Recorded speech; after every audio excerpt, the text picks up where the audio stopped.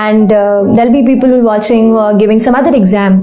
तो एक basic thing है यार, have a big dream and don't fear. कई बार हम मिडिल क्लास फैमिली से होते हैं, छोटे शहर से होते हैं, लगता है बड़ा सोचेंगे तो पता नहीं कर पाएंगे कि नहीं, लेकिन यार सच बताऊं, सोचना सबसे जरूरी है. सोचो, make your dream and just लग जाओ. Be determined, be very positive. There are going to be obstacles, there are going to be challenges, but let me tell you, challenges are meant to be challenged.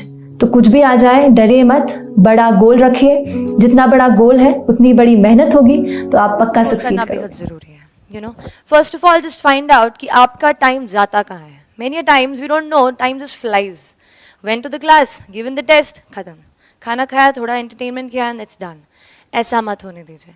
Just control your day. Find out कि every single day what's happening in my day, okay? And in that day you have to structure it. Like I used to start with reading the newspaper. थोड़ा सा boost of the day हो जाता है. So I started with reading newspaper, and then थोड़ा सा उससे note making किया, editorial से. Then I moved on to the static portion, and I kept one particular set of my day for answer writing. See, everything, if you go through my marks, I got like 417 GS and a little bit decent in socio as well. I think, but if you go through my prelims marks, I scored 104, which was just like 6 marks more than the cutoff. So 3 questions आते हैं, I would not have been here. लेकिन एक चीज जिस पे I had confidence, मैं शुरू में सबसे पहले ये कहूँगी कि मेरे प्रिपरेशन का बेस 2 चीज़ें रहीं. पहला था करंट अफेयर्स. करंट अफेयर्स इसलिए मैंने उसको उसी से शुरुआत की क्योंकि करंट अफेयर्स सबसे इंटरेस्टिंग पार्ट होता है. कई बार आपको हिस्ट्री कभी बोरिंग लगेगी, कई बार आपको लगेगा ज्योग्राफी इतना, कभी हर किसी के अपने अपने फेवरेट्स होते हैं. तो मुझे वो 2 सब्जेक्ट्स लगते थे कि यार इतना मन नहीं करता है, लेकिन न्यूज़पेपर्स और करंट अफेयर्स में जो भी नया चल रहा है वो मुझे हमेशा इंटरेस्टिंग लगता था. इंटरनेशनल रिलेशंस में क्या हो रहा है, क्या सोशल रियलिटीज़ हैं, कहाँ क्या हुआ, उसका क्या इम्पैक्ट पड़ेगा एडमिनिस्ट्रेशन पे और हमारे कंट्री पे. तो उसको आप अपना एक बेस बना सकते हो. आप करंट अफेयर्स बेस प्रिपरेशन कर सकते हैं.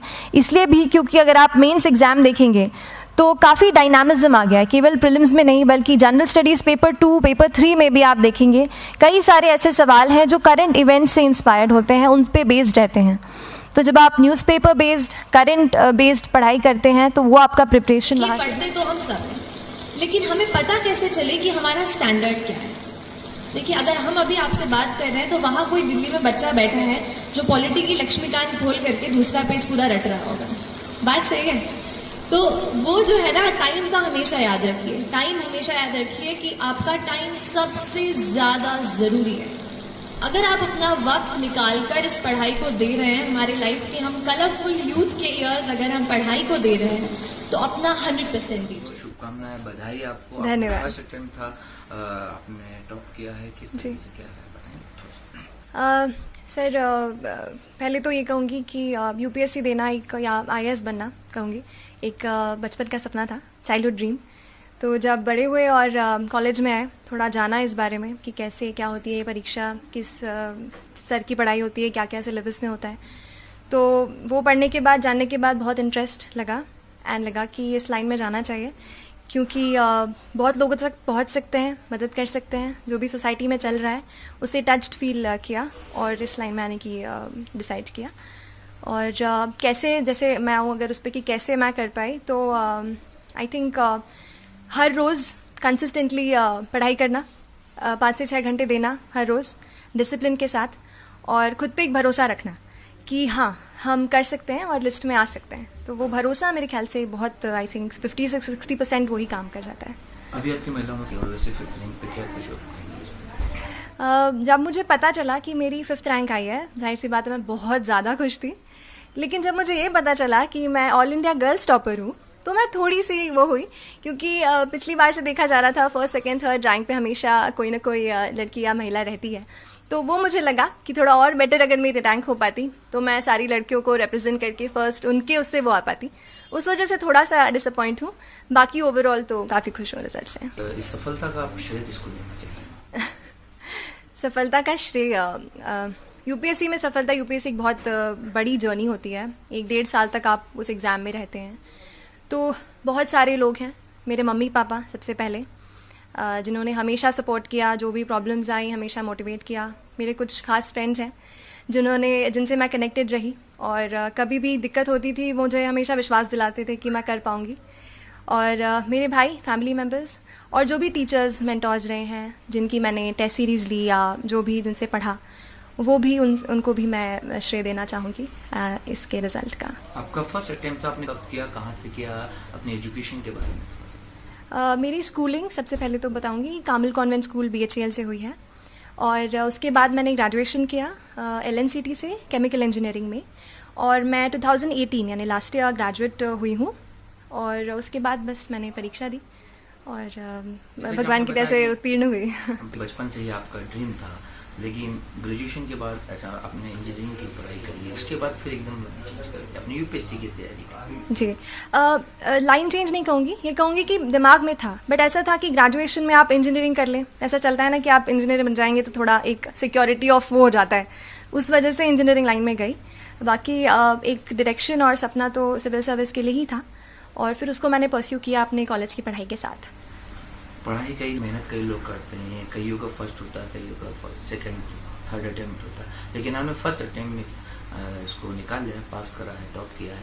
तो आपको क्या लगता है कि उन लोगों के लिए आपका क्या संदेश है जो इनका 1-2 बार मतलब फेलियर हो जाते हैं, फिर रुक जाते हैं एक नंबर से, तो उनके लिए आप क्या संदेश देना चाहते हैं कि किस तरीके से तैयारी करें कि वो फर्स्ट अटेम्प्ट में ही टॉप करें? देखिए, पहली बात तो मैं ये कह दूंगी कि जितने लोग इंटरव्यू देते हैं, जैसे इस साल 1994 स्टूडेंट्स ने इंटरव्यू दिया, मैं कहूँगी कि सब लोग जो हैं इक्वली नॉलेजेबल रहते हैं। बस थोड़ा सा 19-20 का मैं कहूँगी फ़र्क होता है, क्योंकि जो कोई भी वहाँ पहुँचता है उसने काफ़ी पढ़ाई की होती है, काफ़ी सैक्रिफाइसेस करने पड़ते हैं और किए होते हैं, तब वो पहुँचते हैं। लेकिन फिर भी जो भी छोटी सी मैं एक वो दूंगी, मतलब यही कहूँगी कि कंसिस्टेंट रहें, थोड़ा सा पढ़ें, लेकिन हर रोज़ पढ़ें, बिना डरे पढ़ें, क्योंकि हम जैसे मेरे फैमिली में किसी ने भी सिविल सर्विस का एग्ज़ाम नहीं दिया, कोई नहीं है, तो ऐसे लगता है कि हम दे रहे हैं, क्या हो पाएगा, नहीं हो पाएगा। लेकिन खुद पे एक भरोसा रखें और सही डायरेक्शन पकड़ें। इस एग्ज़ाम में काफ़ी सारी बुक्स हैं, काफ़ी सारा मटेरियल है, तो आप UPSC सिलेबस को रेफ़र करें, पास्ट ईयर क्वेश्चन पेपर्स को देखें, कैसे क्या पढ़ाई की जाती है, और उसी को अपना मार्गदर्शक बनाएं, और उसी से मेरे ख्याल से होगा। आगे अब आप क्या है कि क्षेत्र में ज़्यादा सोचती हैं कि महिलाओं के लिए, बच्चों के जी, लिए, मतलब आपने कुछ ऐसा प्लान किया होगा या फिर किस आपके मन में है, क्या भावना है? मेरे मन में 3 चीज़ें हैं, 3 फील्ड्स हैं जिसमें मैं चाहती हूँ कि मतलब उसमें मैं काफ़ी काम करूँ। पहला तो महिला सशक्तिकरण का, महिला खुद हूँ, लेकिन उसके अलावा भी मैं कहूँगी कि महिलाओं की दशा थोड़ा और सुधारना, उनको और एम्पावर करना। दूसरी जो चीज़ है, जो मेरा फोकस मैं कहती हूँ, वो है एजुकेशन। एजुकेशन हमारे भारत के लिए बहुत ज़्यादा इस वक्त बहुत ज़रूरी है। बहुत सारा यूथ है, अच्छे से पढ़ेगा तो कंट्री भी आगे बढ़ेगी। और तीसरा जो मैं कहूँगी, आई थिंक ये 2 मेरे दिमाग में अभी आ रहे हैं। कई बार शिकायत करते हैं, हम लोग भी जाते हैं, हम लोग को मिलते हैं और अक्सर हम खबर देखते हैं कि बच्चे जो मोबाइल में जो एडिक्ट हो जाते हैं, उसमें गेम में या फिर व्हाट्सएप में, फेसबुक, सोशल मीडिया पे जी, कहीं ना कहीं पढ़ाई छूट जाती है। तो ऐसे बच्चों के लिए आप क्या संदेश देना चाहते हैं? ये तो बहुत इम्पॉर्टेंट सवाल है, एस्पिरेंट्स के लिए भी और जनरल बच्चों के लिए भी। अभी हुआ ये सर, इंटरनेट हमारे लिए सबसे इम्पॉर्टेंट चीज़ है। मैंने भोपाल से पढ़ाई किया, इंटरनेट में काफ़ी टाइम गुजारा, उसी से पढ़ाई लिखाई सब वहीं पे, लेकिन वो सबसे बड़ा डिस्ट्रैक्शन भी है। तो हमें ये ध्यान रखना है, पढ़ते हैं तो कोई भी सोशल नेटवर्किंग साइट से दूर रहें, और बच्चे हैं तो गेम्स एंड ऑल से तो दूर ही रहें। थोड़ा बहुत तो चलता है, डेफिनेटली हम रोबोट्स नहीं हैं, ह्यूमन बींग्स हैं, तो एंटरटेनमेंट चाहिए, लेकिन उसके अलावा हम ध्यान रखें कि हमारा जो लक्ष्य हमने डिसाइड किया है, जिसे हम पाना चाहते हैं, उसके लिए निरंतर प्रयास करें। सोशल मीडिया का इस्तेमाल करती थी श्रुति, अगर आपसे हम पूछें कि आपने टॉप किया है, आप किस तरीके से और कितना वक्त देती थी पढ़ाई के अलावा? सोशल मीडिया साइट पे तो मैं नहीं रही जब मैं पढ़ाई कर रही थी। व्हाट्सएप नहीं था, फेसबुक वगैरह पे नहीं थी ज़्यादा, और बाकी मैंने नहीं ज्वाइन किए थे। तो मेरे लिए मैंने ये बनाया था कि पहला प्रयास है मेरा, अंतिम प्रयास है, मुझे इसी में ही निकालना है। वो एक अंदर से था कि नहीं, अगर पहला है तो देना है, तो इसलिए फिर एक मोटिवेशन भी आया और नहीं किया फिर मैंने सोशल नेटवर्किंग साइट। पहला भी अंतिम भी सफलतापूर्वक। जी, thank you so much, thank you.